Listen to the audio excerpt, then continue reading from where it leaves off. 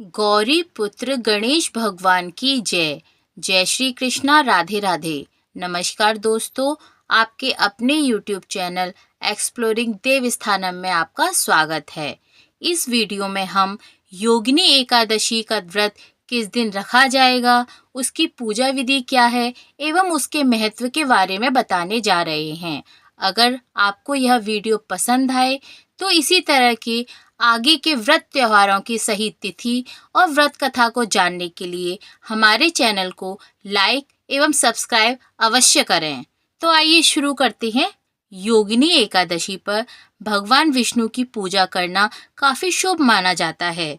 जो व्यक्ति योगिनी एकादशी पर भगवान विष्णु की पूजा अर्चना करते हैं, उन्हें पापों से मुक्ति मिलती है।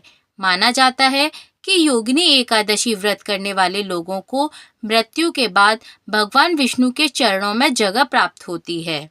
हर वर्ष आषाढ़ मास की कृष्ण पक्ष की एकादशी तिथि को योगिनी एकादशी का व्रत रखा जाता है।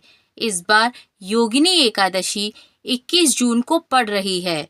ऐसा माना जाता है कि योगिनी एकादशी के दिन व्रत और पूजा करने से व्यक्ति को 88,000 ब्राह्मणों को भोजन कराने के समान पुण्य फल की प्राप्ति होती है। योगिनी एकादशी के दिन भगवान विष्णु की खास पूजा अर्चना की जाती है।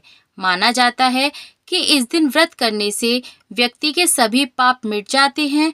तो आइए जानते हैं योगिनी एकादशी का शुभ मुहूर्त, कथा और पूजा विधि के बारे में। हिंदू पंचांग के अनुसार आषाढ़ मास के कृष्ण पक्ष की एकादशी तिथि 21 जून को सुबह 7:18 पर शुरू होगी और तिथि का समापन 22 जून को सुबह 4:27 पर होगा।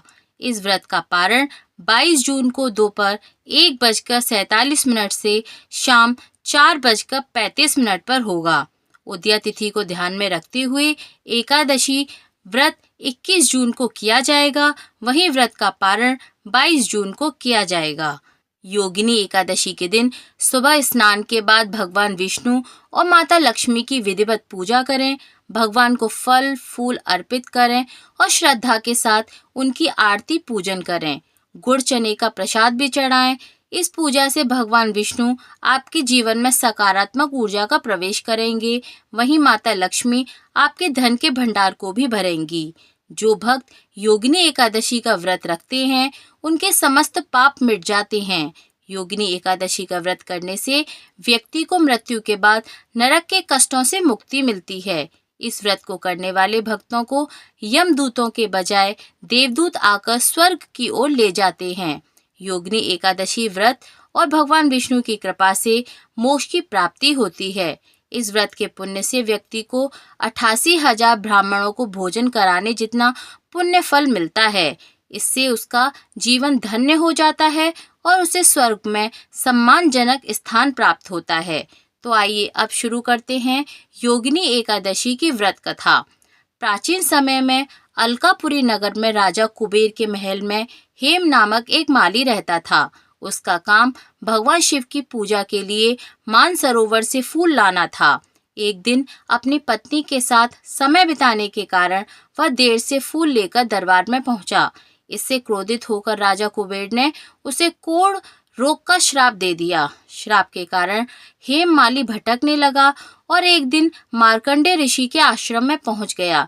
ऋषि ने अपनी द्रव्य दृष्टि से हेम की स्थिति का कारण समझ लिया और उसे योगिनी एकादशी का व्रत करने की सलाह दी। इस व्रत के प्रभाव से हेम का कोढ़ ठीक हो गया और उसे अंत में मोक्ष की प्राप्ति हुई। इसी प्रकार प्रत्येक व्यक्ति को योगिनी एकादशी के दिन सभी बुरे पापों को त्याग कर भगवान विष्णु का ध्यान करना चाहिए और यथासंभव हो सके तो इस दिन व्रत का भी पाठ अवश्य करना चाहिए। अंत में योगिनी एकादशी की कथा का पाठ करें, भगवान की आरती करें। पूरे दिन मन में भगवान श्री हरि का ध्यान करें। ओम नमो भगवते वासुदेवाय मंत्र का जाप करें। इससे भगवान के चरणों में उनको स्थान मिलता है। वह भगवान श्री हरि उनके सभी कष्ट दूर करते हैं और अंत में उन्हें मोक्ष की प्राप्ति होती है। बोलिए लक्ष्मीपति भगवान श्री नारायण की जय, माँ लक्ष्मी जी की जय।